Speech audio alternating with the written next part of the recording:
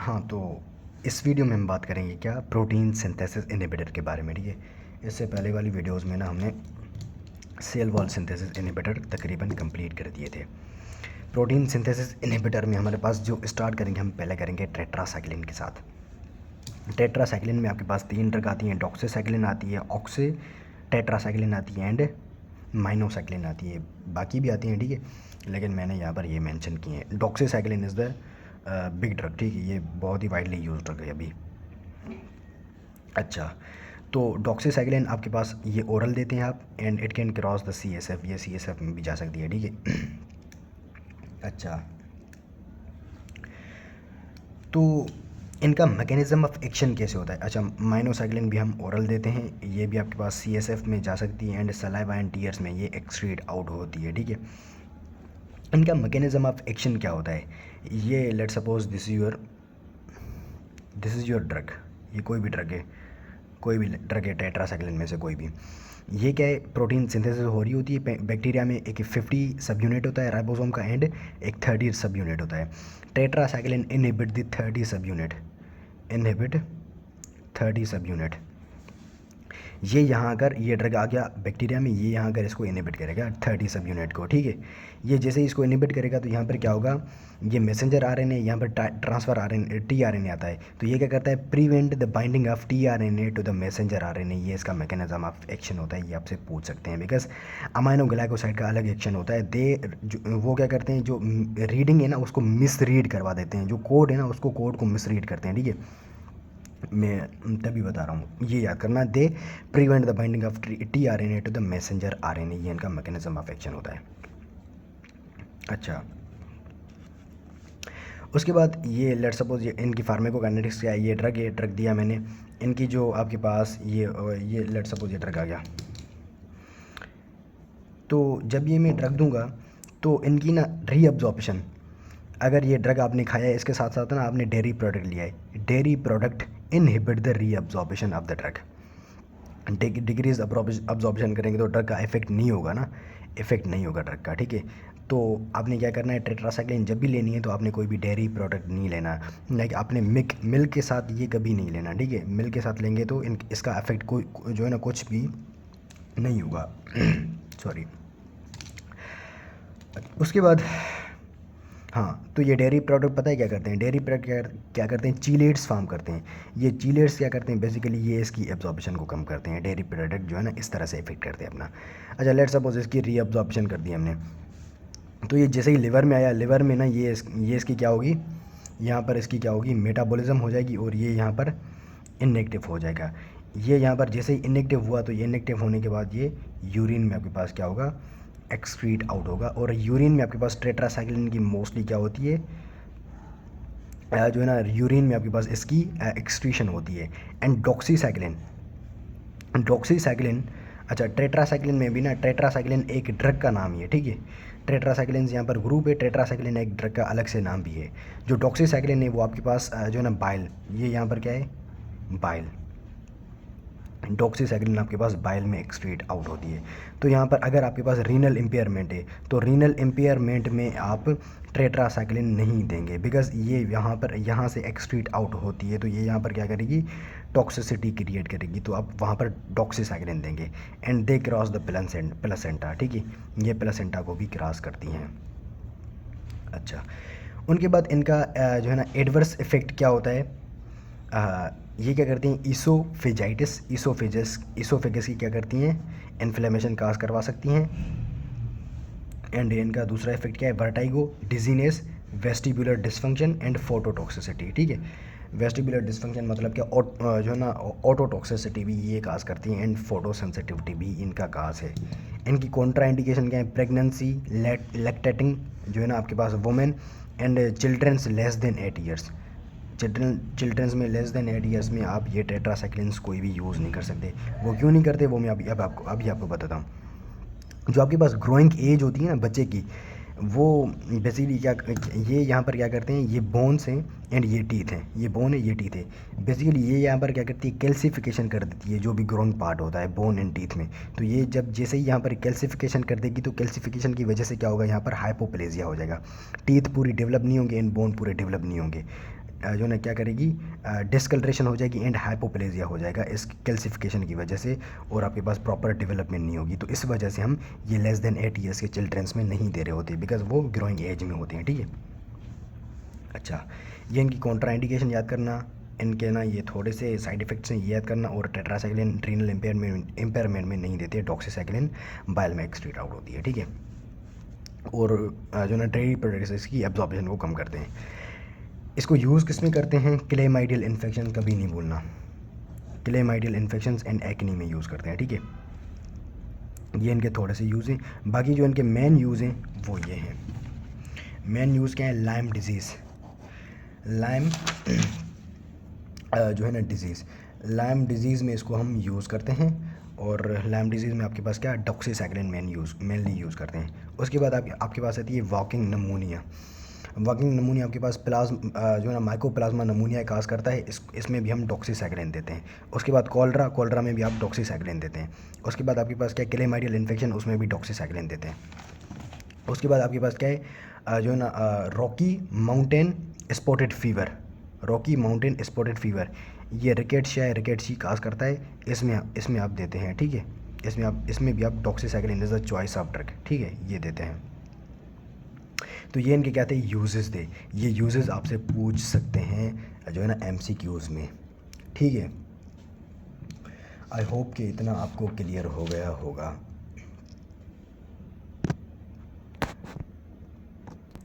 उसके बाद आपके पास आते हैं क्या, अमाइनो ग्लाइकोसाइड्स, क्या अमाइनो ग्लाइकोसाइड्स। अमाइनो ग्लाइकोसाइड्स में आपके पास कौन से ड्रग्स आते हैं, gentamicin, tobramycin, amikacin and streptomycin. अब देखिए इनका मैकेनिज्म ऑफ एक्शन क्या होता है। ये क्या, let's suppose is a bacteria में ये क्या पोरन है, पोरन का तो आपको पता होगा क्या होता है। इस पोरन के थ्रू ना ये यहाँ से मूव करेगा इनटू द बैक्टीरिया, एंड ये यहाँ पर क्या करेगा, 30 सब यूनिट को इनहिबिट करेगा, एंड यहाँ पर ये मैसेंजर RNA की क्या करेगा, मिस रीडिंग करवाएगा। This is the mechanism of action, ठीक है। अच्छा, यहाँ पर मैंने इसकी ना रेजिस्टेंस नहीं बताई कि इसकी टेट्रासाइक्लिन की जो है ना रेजिस्टेंस कैसे करते हैं। रेजिस्टेंस इसमें पहले आता है आपके पास क्या, ई-फ्लेक्स पंप। ये क्या है, ई-फ्लेक्स पंप है। ई-फ्लेक्स पंप के साथ साथ ना इसकी डिक्रीज परमिएबिलिटी होगी ड्रग की, तो ड्रग जो है ना आपके पास रेजिस्टेंस हो जाएगा। एंड उसके बाद यहाँ पर क्या होगा, जो है ना ये क्या कर देगा, ये एक एंजाइम प्रोड्यूस करेगा जो इस ड्रग को जो है ना इनहिबिट करेगा। एंड दूसरा यहाँ पर क्या होता है, यहाँ पर इसमें मिथाइलेशन भी होती है मैसेंजर RNA की। जब इस RNA की मिथाइलेशन होगी तो वहाँ पर ना आपके पास ये इसको इनहिबिट नहीं कर पाएगा ये ड्रग, ठीक है। तो इस तरह से ये रेजिस्टेंस होती है। अच्छा, इसमें जो रेजिस्टेंस है ना, इस रेजिस्टेंस इज़ नॉट यूनिवर्सल। अगर लाइक अगर आपके पास डॉक्सीसाइक्लिन की रेजिस्टेंस होती है तो आप उसमें ना माइनोसाइक्लिन दे सकते हैं। आपने यहाँ पर टेट्रासाइक्लिन अगर टेट्रासाइक्लिन में किसी भी एक को रेजिस्टेंस होती है ना, तो आपने टेट्रासाइक्लिन का जो है ना दूसरी टैबलेट पर जाना है।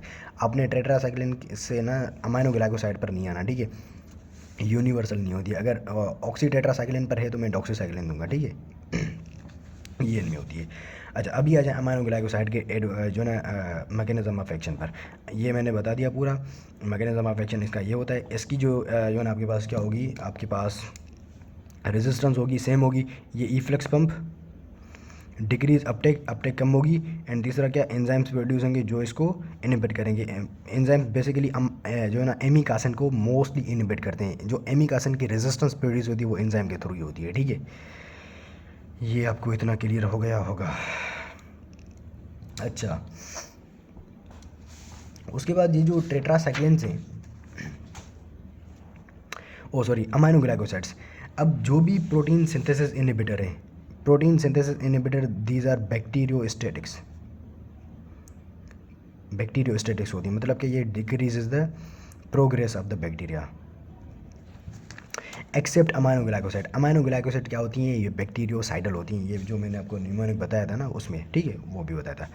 क्यों, इसमें क्या होता है जो ना मैक्सिमम कंसंट्रेशन सी मैक्स का मतलब होता है maximum concentration is greater than जो है ना क्या, मिनिमम इनहिबिटोरी जो है ना कंसंट्रेशन, ये क्या है, मिनिमम इनहिबिटरी कंसंट्रेशन से ये जो है ना कंसंट्रेशन मैक्सिमम बहुत ज़्यादा होती है, इसी वजह से ये क्या होते हैं, बैक्टीरिया को इफेक्ट करते हैं, मतलब क्या साइडल इफेक्ट देते हैं। एक तो ये जो है ना इसकी साइडल होने की ये जो है ना रीज़न है। दूसरा इसका क्या होता है, जो ना इसमें एक होती है post antibiotic effect. Post antibiotic effect, अगर आपके पास ये जो है ना इसका जो पोस्ट एंटीबायोटिक है, एंटीबायोटिक देने के बाद भी बहुत देर के बाद भी इसका इफ़ेक्ट होता है, तो इसी वजह से ये साइडल होती हैं। ये दोनों इफ़ेक्ट हैं, ये दोनों जो है ना मैकेनिज़्म है, इसकी वजह से ये साइडल होती हैं। अच्छा, इसमें पेशेंट कंप्लायंस भी बहुत ज़बरदस्त होती है, बिकॉज़ ये आपने एक ही टाइम देना होता है पूरे दिन में, ठीक है। अच्छा, ये भी हमारे पास हो गया। ये CNS इन्फेक्शन जो है ना CNS इन्फेक्शन हो, तो CNS इन्फेक्शन में ना आप ये इंट्राथीकल रूट के थ्रू देते हैं। अगर CNS इन्फेक्शन के साथ कोई भी पेशेंट आए और आपने टेट्रासाइक्लिन आपने प्रिस्क्राइब करनी है, तो आप उसमें ना जो रूट देंगे वो आपके पास रूट कौन सा होगा, इंट्राथीकल होगा। इंट्राथीकल मतलब क्या, आप CSF में देंगे, ठीक है। अच्छा, ये भी हो गया। इनकी फार्माकोकाइनेटिक्स क्या है, ये हम सारे ड्रग्स IV रूट के थ्रू देते हैं एक्सेप्ट नियोमाइसिन। नियोमाइसिन यहाँ पर मैंने मेंशन ही किया। नियोमाइसिन के ना थोड़े से जो ना साइड इफ़ेक्ट्स बहुत ज़्यादा होते हैं, तो ये हम टॉपिकली देते हैं। और टॉपिकली जब दे रहे होते हैं तभी ना आपके पास कॉन्टैक्ट डर्माटाइटिस भी इसका एडवर्स इफेक्ट होता है, ठीक है। They all cross the placenta, ये प्लेसेंटा को पूरे के पूरे क्रॉस करते हैं। इन 90% इनकी जो एक्सक्रीशन होती है वो रीनल जो है ना रीनल रूट के थ्रू होती है। तो ये रीनल इम्पेयरमेंट में हम ये ड्रग्स नहीं देते बेसिकली, ठीक है, बिकॉज ये रीनल के थ्रू एक्सक्रीट होते हैं। जब रीनल इम्पेयरमेंट होगा तो ये हम ड्रग्स देंगे तो ये एक्सक्रीट आउट ही नहीं होंगे, तो आपके पास टॉक्सिसिटी हो जाएगी, ठीक है। उसके बाद इनके यूजेस क्या हैं, यूजेस क्या है, टोलरीमिया, साइनर्जी एंड सूडोमोना एरिजिनोसा। अब जो ट्यूलरीमिया है, टोलरीमिया आपके पास एक बैक्टीरिया काज करता है, फ्रांसिसिला ट्यूलरेंसिस। ये आपके पास बेसिकली रैबिट के बाइट के थ्रू ना ये आपके पास स्प्रेड होती है, ठीक है। तो ये मैंने आपको ना ग्राम नेगेटिव रॉड जो थे ना आपके पास जूनोटिक ऑर्गन के साथ रिलेटेड, उसमें मैंने पढ़ाया था, माइक्रोबायोलॉजी का लेक्चर है, ठीक है। उसमें हम यूज़ करते हैं। एंड साइनर्जी, साइनर्जी आपके पास अमाइनो ग्लाइकोसाइड ना, ये हम बीटा लैक्टम जो भी बाकी ड्रग्स हैं उनके साथ हम देते हैं, ठीक है, ग्राम पॉजिटिव इन्फेक्शंस में। प्लस जो ना बीटा लैक्टम्स जो भी थे किसमें, ग्राम पॉजिटिव इन्फेक्शंस में, ठीक है, ये हम देते हैं। एंड सूडोमोना एरिजिनोसा के इन्फेक्शंस में भी हम ये देते हैं, ठीक है। अच्छा, और ये सूडोमोना एरिजिनोसा के इन्फेक्शंस में ना हम टोब्रामाइसिन मोस्टली देते हैं। क्या, टोब्रामाइसिन। ये टोब्रामाइसिन अलोन देंगे जब आपके पास UTI होगा, जब आपके पास यहाँ पर क्या हो, नमूनिया हो। ये यूटीआई के अलावा क्या हो, नमूनिया। जब नमूनिया होगी तो आप इसके साथ ना टोब्रामाइसिन के साथ जो है ना एंटी स्टेफिलोकोकल, एंटी सूडोमोनल, क्या, एंटी सूडोमोनल बीटा अलेक्टम्स। एंटी सूडोमोनल बीटा अलेक्टम्स में आपके पास कौन से आ रहे थे, जो ना पाइपेरासिलिन आ रहा था, ठीक है, एंड टिकारसिलिन आ रहा था, ठीक है। तो नमूनिया में आप जो टोब्रामाइसिन प्लस एंटी सूडोमोनल देंगे, ठीक है। आई होप कि इतना आपको क्लियर हो गया होगा। अच्छा, इनके अमाइनो ग्लाइकोसाइड्स के ना एडवर्स इफेक्ट क्या है, ऑटोटॉक्सिसिटी। ये क्या, ऑटोटॉक्सिसिटी इनका ये एक एडवर्स इफेक्ट है। उसके अलावा इनका एक एडवर्स इफेक्ट है, ये क्या करते हैं, लेट सपोज ये नेफ्रॉन है, नेफ्रॉन में एक चैनल होता है जो ना क्या, calcium mediated transporters. Calcium mediated transporters को ये क्या करते हैं, यहाँ पर ना इसको ब्लॉक कर देते हैं। लेट सपोज ये ड्रग है, कोई भी अमाइनो ग्लाइकोसाइड है, तो ये यहाँ पर इसको ब्लॉक कर देंगे और यहाँ पर ना ये एक जो है ना नेक्रोसिस काज करेंगे, और इसको हम बोलते हैं क्या, acute tubular necrosis. Acute tubular necrosis, इसे हम नेफ्रोटॉक्सिसिटी भी नॉर्मली बोल सकते हैं पूरे प्रोसेस को। एंड तीसरा आता है आपके पास क्या, न्यूरोमस्कुलर पैरालिसिस। जो भी आपके पास न्यूरोमस्कुलर जंक्शंस होंगे वहाँ पर क्या करेंगे, ये पैरालिसिस करते हैं। लाइक आपके पास वो होते हैं ना न्यूरोमस्कुलर ब्लॉकर्स, वो भी इनकी मसल्स की पैरालिसिस कर रहे थे ना, तो ये भी ऐसे ही होते हैं, ठीक है। और चौथा आपके पास एलर्जी तो सब में होती है, ठीक है। कॉन्टैक्ट डर्माटाइटिस मैंने बताया किसके साथ होती है, नियोमाइसिन के साथ होती है, ठीक है। ये क्या था आपके पास, अमाइनो ग्लाइकोसाइड्स था।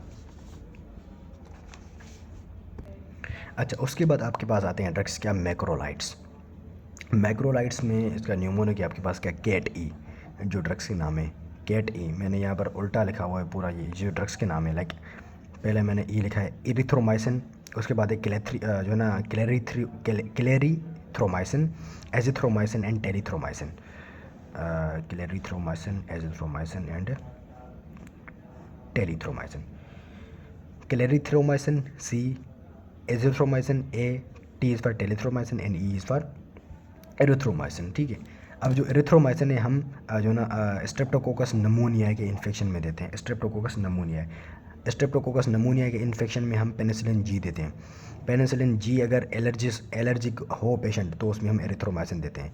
पेनिसिलिन जी अगर आपके पास एलर्जिक नहीं हो पेशेंट तो हम पेनिसिलिन जी देंगे पहले। अगर वो कोई भी पेशेंट पेनिसिलिन जी से एलर्जिक है तो उसमें हम एरिथ्रोमाइसिन देंगे, अगर आपके पास स्ट्रेप्टोकोकस नमूनिया का इन्फेक्शन है तो। ठीक है, उसके बाद है क्लेथ्रीमाइसिन आपके पास ना एच पायलोरी के इन्फेक्शन में देते हैं, और जो ना Helicobacter pylori and H influenza, Haemophilus influenza के इन्फेक्शन में देते हैं। ठीक है, उसके बाद है एजिथ्रोमाइसिन, एजोमैक्स के नाम से आती है ये हम यूरिथ्राइटिस बाय जो ना क्लोस्ट्राइडियम ट्रिकोमेटस, सॉरी ये जो है ना आपके पास क्लोस्ट्राइडियम नहीं, ये क्लेमाइडिया ट्रिकोमेटस है। बेसिकली जो आपके पास क्लेमाइडिया ट्रिकोमेटस है ना, ये क्या करता है, इन्फ्लेमेशन करता है कंजक्टाइवा की।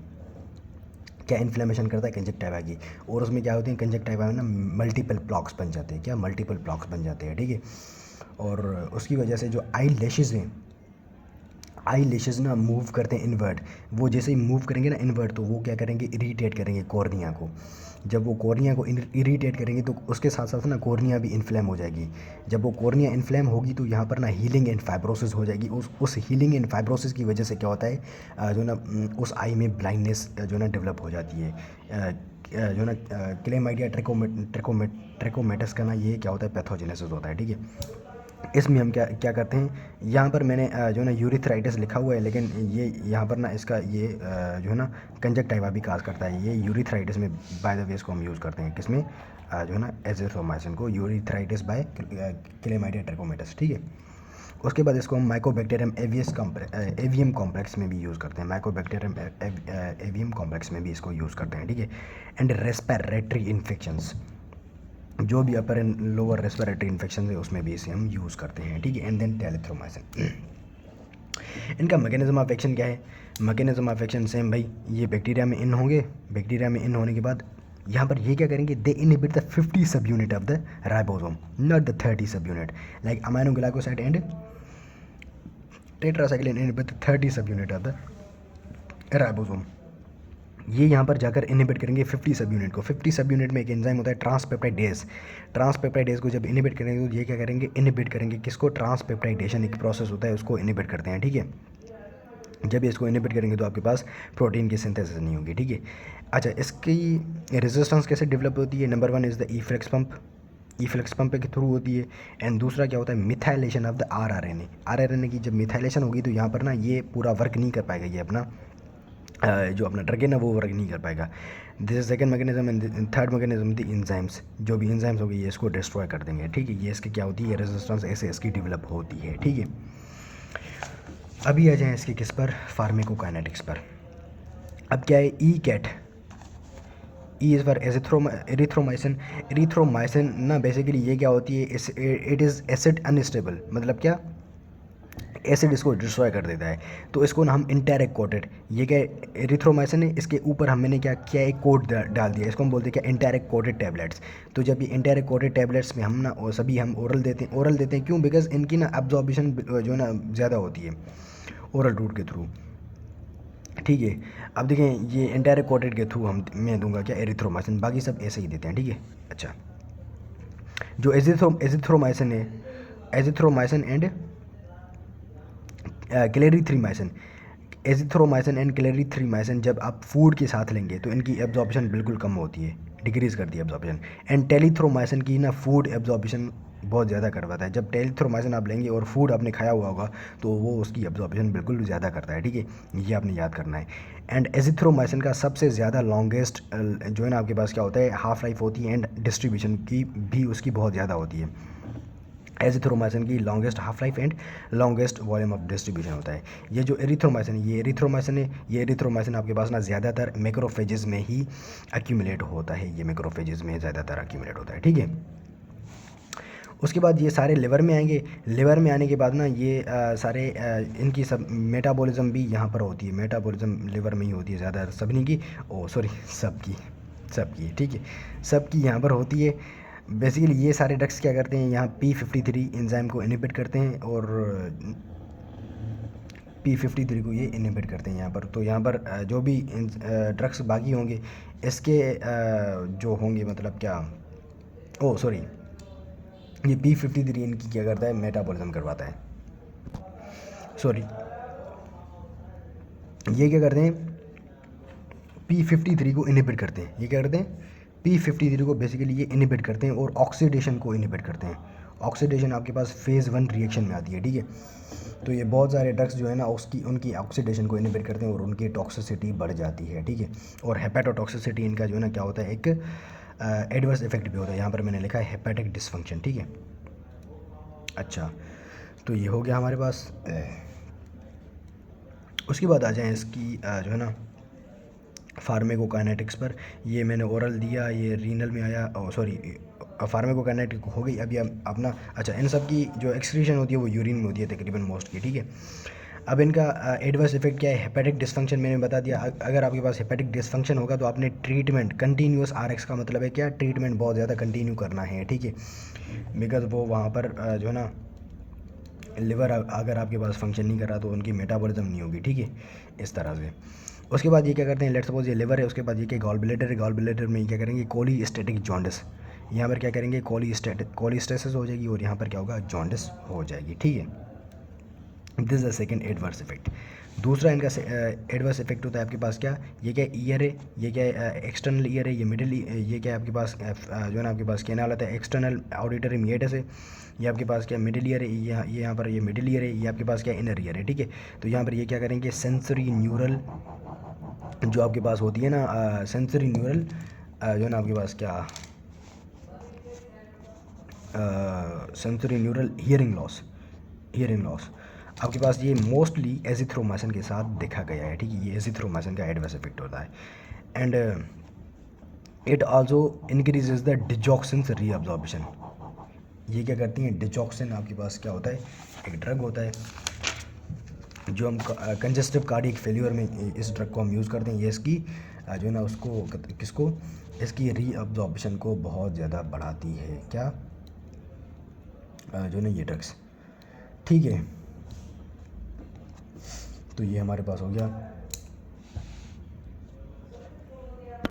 जो कॉमन इनका एडवर्स इफेक्ट है is the increase prolong QT interval. Prolong QT interval इनका भी एडवर्स इफेक्ट होता है, ठीक है। तो you can not use these drugs in the arrhythmias. Arrhythmias इनके कॉन्ट्रा इंडिकेशंस हैं, एंटी जो है इनको एरिथमियाज में यूज़ नहीं कर सकते, ठीक है। आई होप कि इतना आपको पूरा क्लियर हो गया होगा, ठीक है।